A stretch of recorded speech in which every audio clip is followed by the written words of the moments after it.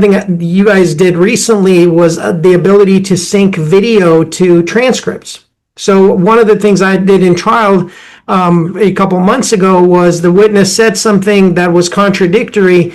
In real time, I searched up and found the testimony and played the video instead of reading that testimony, crossing that witness and saying, that those were your words, right? This is what you said. And she had to agree because it was her, in real life on video, basically contradicting what she had just told the jury.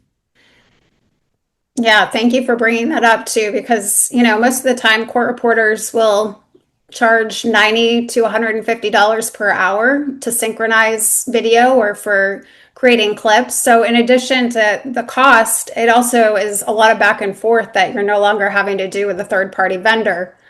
So, well, if I can add one other thing, in my opinion, even more importantly, is that if I have clips that are already pre-done, I can't go and change those in real time.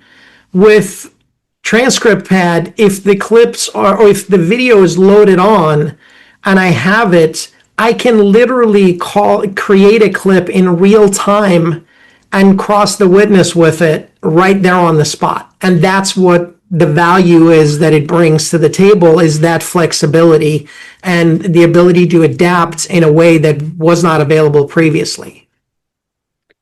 Well, how are you prepping for depositions today versus how you were doing it in the past, knowing that you're going to be presenting evidence in this format?